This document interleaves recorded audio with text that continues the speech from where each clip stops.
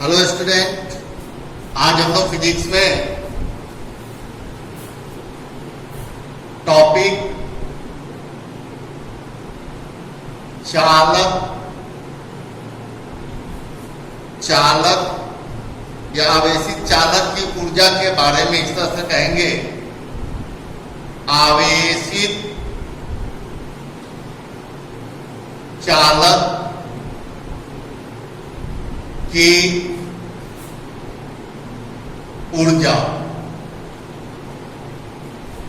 Energy of charged conductor.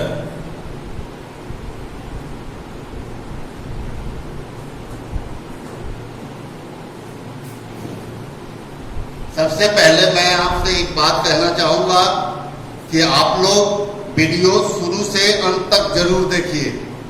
बहुत बच्चे 2 minute 5 minute देखकर और छोड़ नहीं, ये भी इंपॉर्टेंट है। इसका फॉर्मूला अक्सर ऑब्जेक्टिव में या इस पर न्यूमेरिकल या कभी कभी प्रूफ करने के लिए भी पूछा जाता है बिहार विद्यालय परीक्षा समिति द्वारा।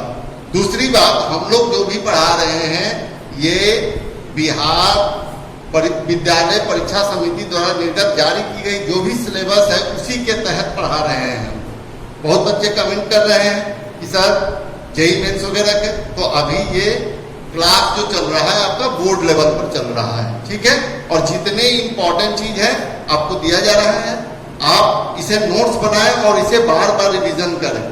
ये भी आवेशित चालक की ऊर्जा ये अक्सर पूछता है, तो हम लोग इसके बारे में पढ़ेंगे कि आवेशित चालक के ऊर्जा के बारे में मान लिया जाए कि किसी चालक, इसकी परिभाषा लिख लीजिए कि किसी चालक को आवेशित करने में दिए गए आवेश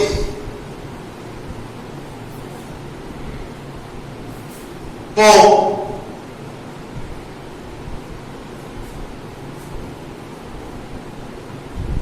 करने में दिए गए आवेश को करने में आवेशित, एक मिनट, किसी चालक को आवेशित करने में आवेश को देने में किया गया कार्य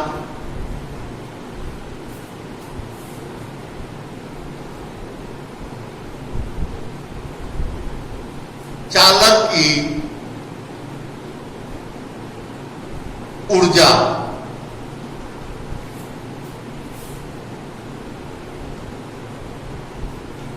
कहलाती है।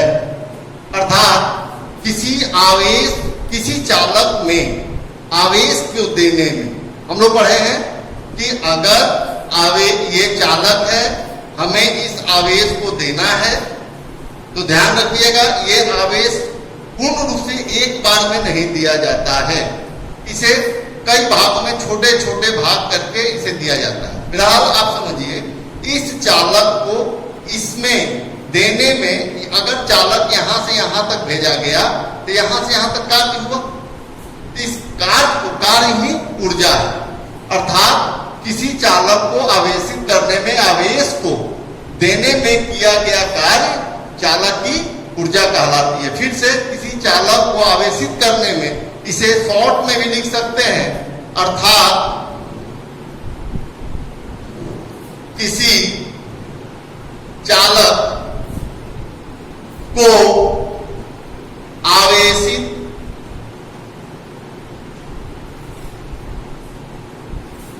कर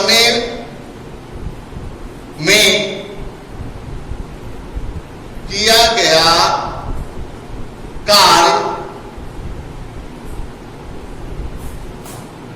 उस चालक की ऊर्जा कहलाती है। अर्थात चालक को आवेश देने में किया गया कार्य। इसे एक और परिभाषा में लिख सकते हैं, इसी को शॉर्ट फॉर्म में चालक को आवेश देने में कृत कार्य उस चालक की ऊर्जा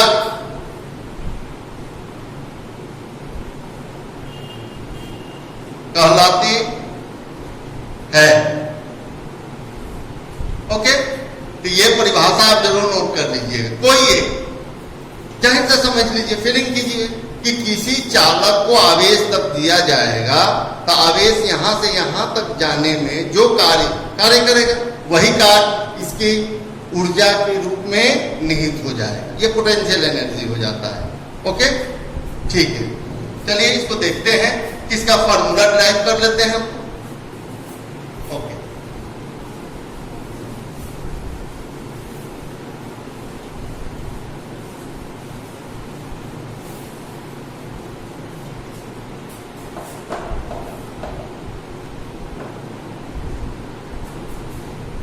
माना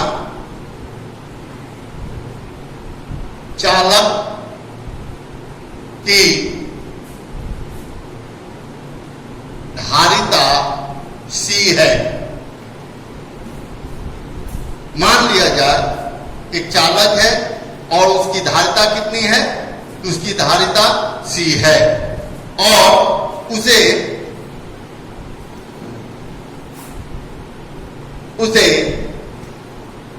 प्लस Q आवेश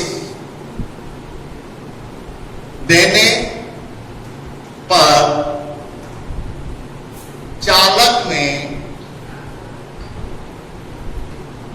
विभव या विभवांतर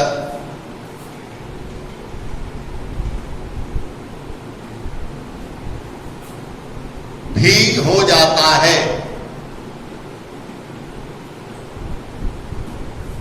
एक चालक है और इस चालक की कैपेसिटेंस कितनी है, C। इसमें प्लस Q चार्ज दिया गया तो इस चालक का पोटेंशियल कितना हो गया, V हो गया। तो संधारित्र की परिभाषा से C बराबर Q बटे V होगा या V बराबर क्या लिख सकते हैं, Q बटा C। ये फॉर्मूला हम पहले देख चुके हैं। ठीक है, अब देखिए, मान लिया जाता है, माना कि ये एक हम लोग कल्पना की कि उस चालक की धारिता C है। ओके, ये चालक है आपका, कोई कंडक्टर है सपोज कीजिए, और इसका कैपेसिटेंस कितनी है, C।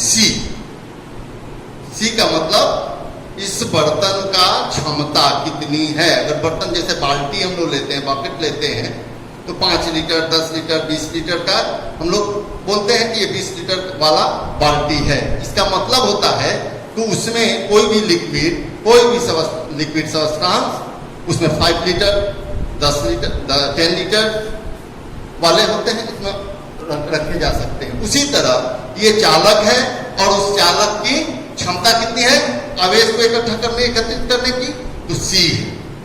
अब उसमें आवेश की मात्रा को मान लिया कि Q दिया जाता है, तो Q जब देंगे तो जब किसी चालक में आवेश देने पर क्या बढ़ता है, तो उसका पोटेंशियल बढ़ते जाता है, विभव का मान बढ़ते जाता है। तो मान लिया कि यह आवेश यहां तक जाते जाते इसमें टोटल पोटेंशियल विभव कितना बना, तो V। तो संधारित्र की परिभाषा क्या बना, C बराबर उसकी कैपेसिटेंस कैसे निकालेंगे, total Q by total potential, Q by V। तो V का वैल्यू हम लोग देख लिए Q बाई C। अब यह माना कि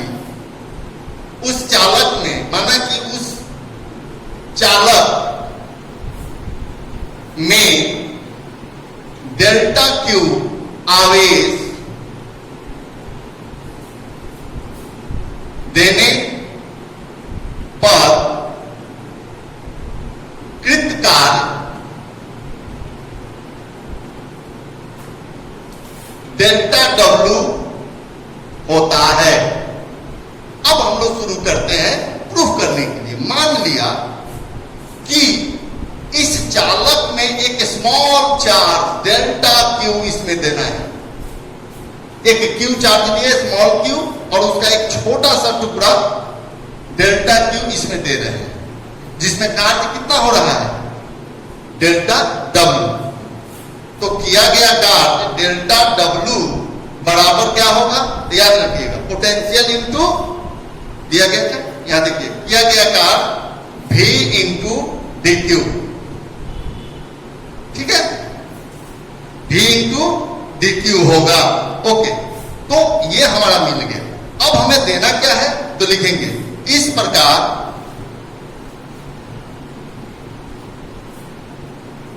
कुल आवेश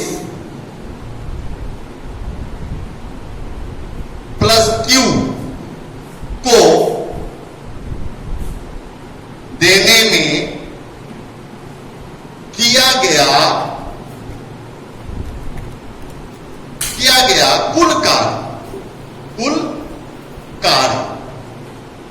कुल कार्य को हम लोग लिखेंगे W बराबर, ध्यान से कैलकुलेशन है, कुल कार्य, यहां देखिए इंटीग्रेशन डेल्टा W। कुल का कहां से? पहले जब ये नहीं दिए थे इसमें आवेश क्या माने थे? 0। अब टोटल आवेश कितना है? ये इन 0 और प्लस क्यू के बीच में डेल्टा क्यू है छोटा, जैसे 1 से लेकर 10। तो 0 से 10 के बीच में पहला क्या आएगा? छोटा सबसे भाग 1, उसके बाद थोड़ा सा बढ़ाएगा मान 2, 3, 4 अप टू 10। उसी तरह से तो यहां देखिए 0 से क्यू लिमिट लगा दिए, तो यहां हमको इंटीग्रेशन 0 क्यू, अब डेल्टा डब्ल्यू का मान कितना है? तो V इंटू डी क्यू, ठीक है, बराबर इंटीग्रेशन 0 क्यू। V का वैल्यू देखिए यहां कितनी है? Q by V, sorry Q by C। तो यहां V का value Q by C into D Q बराबर इंटीग्रेशन, पहले देखिए C इसमें कांस्टेंट है, ठीक है, C क्या है? कांस्टेंट है। तो हम एक मिनट, अगर हम लोग ओके यहां Q का ये वाला भाग मान, तो यहां हो जाएगा ये, ठीक है, और तब हम कुल आवेश अपने लिए मान लिए Q। जैसे सपोज कीजिए थोड़ा सा कि ये Q है, Q का हम छोटा सा भाग डेल्टा Q इसमें दे रहे हैं। इस तरह से यहां आपका ये सारे वैल्यू जो होंगे ये डेल्टा Q और यहां डेल्टा Q, लेकिन हमें क्या देनी है? टोटल Q ये। तो देखिए यहां 1 बाई C को निकाल दिए, बचा क्या? यहां Q 0 और यहां Q इंटू डेल्टा Q। अब इसका जब इंटीग्रेशन करेंगे तो इसका इंटीग्रेशन कितना होगा? तो आंसर है Q स्क्वायर बाई 2, और यहां हो गया Q, यहां हो गया 0। आ जाइए यहां, ये देखिए 1 बाई 2C,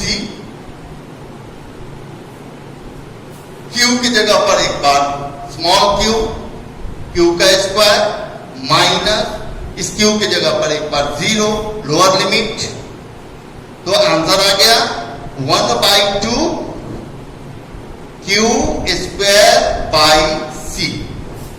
तो हमारे लिए लिख सकते हैं किया गया कार्य कितना मिला? W बराबर 1 by 2 Q square by C। इसी को हम लोग ऊर्जा के रूप में भी कह सकते हैं, U बराबर 1 by 2 Q square by C। एक फॉर्मूला हुआ, इसे नोट करेंगे। पास 1 मिनट समय है, इसमें और भी मिलेगा। ओके, जल्दी नोट कीजिए, पॉज करके जल्दी नोट कीजिए।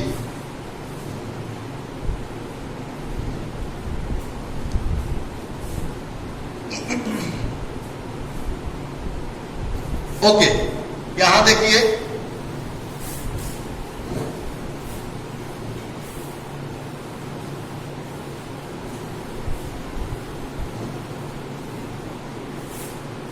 एक फार्मूला हम लोगों ने देखा कि U बराबर 1/2 क्यू स्क्वायर बाई सी। ठीक है, चूंकि Q बराबर सी भी होता है, Q बराबर सी भी कहां से आया, C बराबर Q बटे भी, Q बराबर सी भी। तो यहां हम Q का मान रख देंगे। उस स्थिति में 1/2 और Q की जगह पर C स्क्वायर भी स्क्वायर और नीचे है C, एक C से एक C कैंसिल हो गया और तब हमारा एक फॉर्मूला और मिल गया 1/2 C भी स्क्वायर। ओके, और दूसरा है आपका, अब देखिए इसी में C बराबर Q बटे भी से, यहां देखिए U 1/2 C भी स्क्वायर 1/2 C का वैल्यू Q बटा भी होता है। यहां Q बटा भी गुने भी स्क्वायर, एक भी से एक भी कैंसिल, तो U का वैल्यू 1/2 Q भी, यहां दिया, ध्यान से देख लीजिए 1/2 Q भी। तो इस प्रकार किसी चालक की ऊर्जा हम 3 सूत्र द्वारा ज्ञात करते हैं। U बराबर 1/2 Q square by C, U बराबर 1/2 सी भी स्क्वायर और U बराबर 1/2 क्यू भी। तीनों पर आपका न्यूमेरिकल पूछता है या तीनों में से कोई एक ऑब्जेक्टिव क्वेश्चन में रहता ही, तो आप आराम से लिख सकते हैं, कोई याद रहना चाहिए, केवल एक संबंध याद रहे, बाकी ये इससे आ जाता है तीनों। और तीनों क्वांटिटी से हम लोग अलग अलग 3 राशियां, देखिए यहां Q और C के बीच रिलेशन, यहां C और V के बीच रिलेशन, यहां Q और V के बीच रिलेशन, और तीनों ही इस चालक की ऊर्जा को व्यक्त करता है। इस प्रकार आप इसे ध्यान में रखें, ये बहुत बहुत इंपॉर्टेंट है, याद रखिएगा। ओके, नोट कीजिए। अब हम लोग कल जो सीरीज और पैरेलल कॉम्बिनेशन पढ़े थे उसमें आपको बेसिक आज सिखाते हैं, कल से न्यूमेरिकल हम लोग देखेंगे। ओके,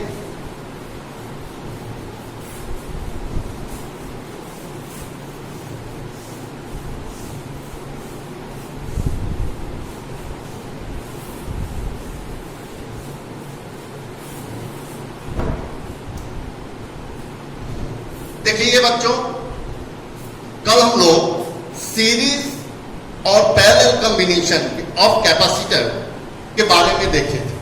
तो फॉर्मूला मिला था कि श्रेणी क्रम सीरीज कॉम्बिनेशन श्रेणी क्रम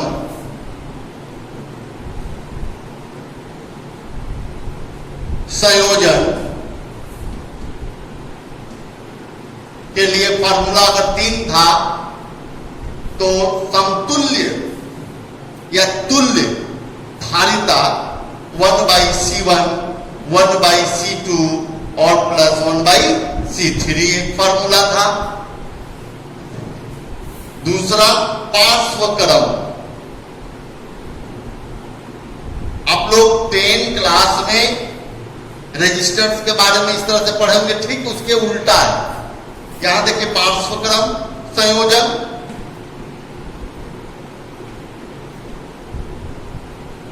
यानी कि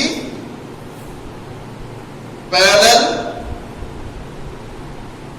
कॉम्बिनेशन ऑफ द कैपेसिटर दोनों के लिए है ना। कैपेसिटर बच्चे अक्सर समझ जाएंगे कि इसके लिए रेजिस्टर या कैपेसिटर, तो हमारा आंसर ये कैपेसिटर के लिए लागू हो रहा है। तो इसके लिए समतुल्य, यहां एस लगा दीजिएगा। सी एस का मतलब हो गया श्रेणी क्रम, मतलब सीरीज, और यहां पे पी लिख दीजिएगा, दैट मीन्स पैरेलल। तो ये हो गया C1 plus C2 plus C3। 10 class में आप लोग रेजिस्टर के लिए पढ़े थे, कॉम्बिनेशन ऑफ रेजिस्टेंस कैसे था, देखिए ये इसमें था सीरीज में और ये पैरेलल में होता था, लेकिन ठीक उसके ऑपोजिट कैपेसिटर में, ठीक है। तो हम इस क्रम में हम लोग कैसे सीखेंगे, देखिए इस फार्मूला को कल हमने बताया था। तो यहां देखिए एक चीज थोड़ा सा, ये सीपी के लिए C1 plus C2 plus C3 यहां लिख दिए, इसको मिटा दे रहे हैं। This formula for series combination and this is for parallel. Okay, तो सपोज कीजिए कि हमारे पास 3 संधारित्र है, 3। हम आपको फिगर से समझाते हैं। ये 3 हैं, अभी कोई हम पोटेंशियल नहीं जोड़ रहे हैं, केवल कॉम्बिनेशन बता रहे हैं आपको। यहां इसकी धारिता 2 माइक्रोफैराड, इसका भी 2 माइक्रोफैराड, ये 2 माइक्रोफैराड। ये 3 संधारित्र C1, C2, C3 जिनके बीच AB के बीच किस क्रम में है, ये फिगर कैसा दिखाई दे रहा है, श्रेणी क्रम में है। तो कहेगा कि find the equivalent capacitance of the between A and B, between A and B, मतलब A और B के बीच में जो कैपेसिटर लगे हुए हैं, जो संधारित्र लगे हुए हैं, 3, 4, 5, 6 कुछ भी, और जिनका कुछ वैल्यू दिया गया है 2 माइक्रोफैराड, 2 माइक्रोफैराड, 2 माइक्रोफैराड, तीनों का समान है। तो इनका समतुल्य धारिता क्या हो, देखिए हम लोग जानते हैं 1 श्रेणी क्रम के लिए फॉर्मूला ये 1/C1 plus 1/C2 plus 1/C3। 1/C1 के मान 2 माइक्रोफैराड, माइक्रोफैराड है बाद में लिखेंगे, 1/2 प्लस 1/2। तो ये LCM 2 1 प्लस 1 यानी कि 3/2 माइक्रोफैराड। तो 1/C तुल्य नहीं हो, यहां देखिए ध्यान से, ध्यान रहे 1/CS का मान आया हुआ है 3/2, लेकिन हमें चाहिए CS, केवल CS, उलट देंगे तो CS वैल्यू कितना देगा 2/3 माइक्रोफैराड, आंसर। ठीक है, चलिए इसी को पैरेलल में देखते हैं। अगर ये पैरेलल कॉम्बिनेशन है तो ये इस तरह से होगा, ये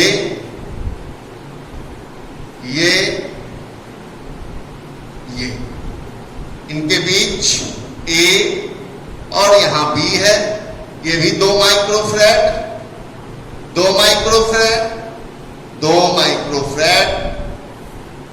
और ये क्वेश्चन कह रहा है कि इसकी धारिता ज्ञात करें।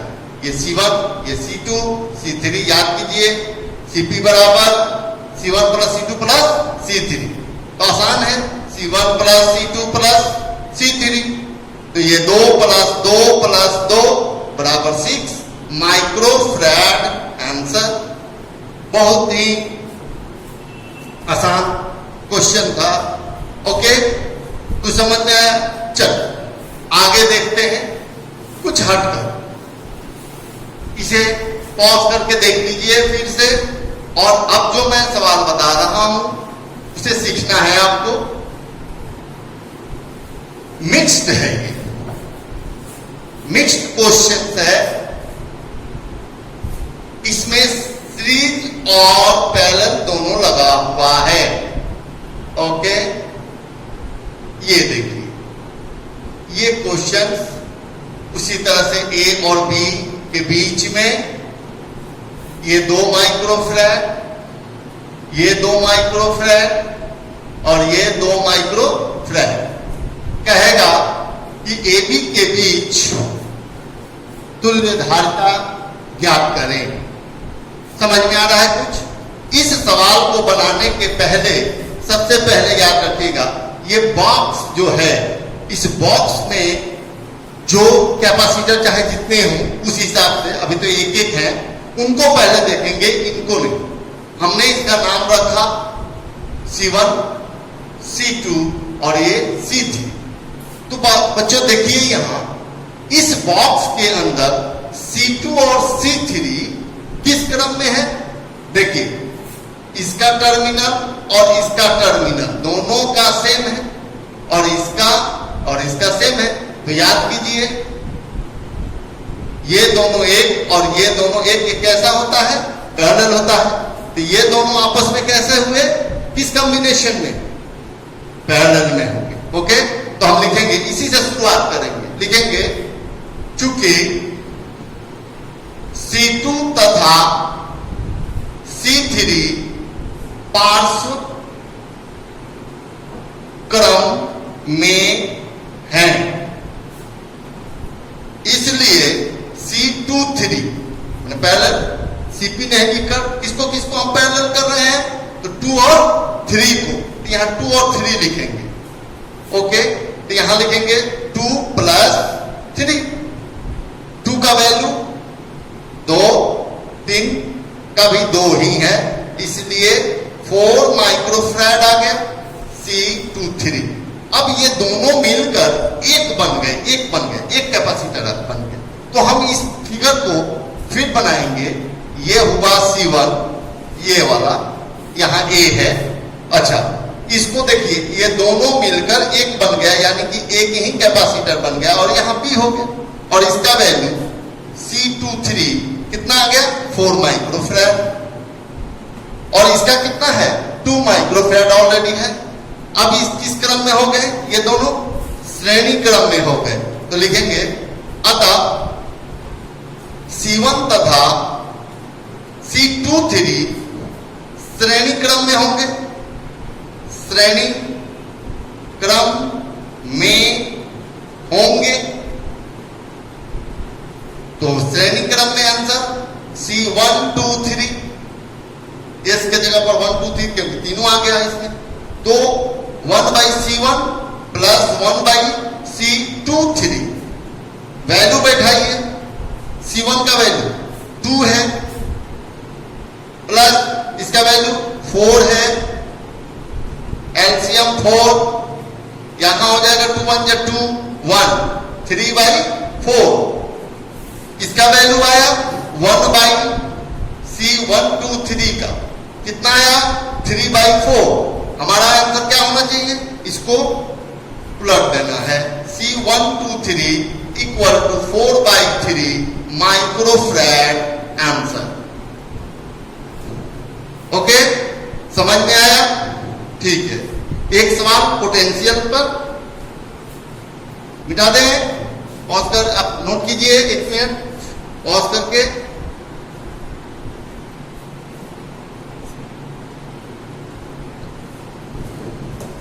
ओके बच्चों, आज के लिए बस इतना ही। कल हम लोग पोटेंशियल विभव जोड़ेंगे, बैटरी एक जोड़ेंगे, एक सेट जोड़कर, तब इसकी एनर्जी हम अलग अलग सबका कॉम्बिनेशन के साथ निकालेंगे। आप यूं ही आज प्रैक्टिस कीजिए। 2-3 सवाल दे देते हैं, बनाइएगा या बुक से बनाइएगा। ओके, घर पर इसी तरह पहले भी हम बोल चुके हैं कि वीडियो को शुरू से अंत तक देखिए। ये बोर्ड मॉडल सारे प्रश्न उत्तर पढ़ाए जा रहे हैं, जो भी थ्योरी है, कॉन्सेप्ट है आपका। अब इसके बाद नोट्स भी आप लोग दिया जाएगा, आप देखेंगे, आपको बताया जाएगा, सारा नोट्स रहेगा। ओके, धन्यवाद।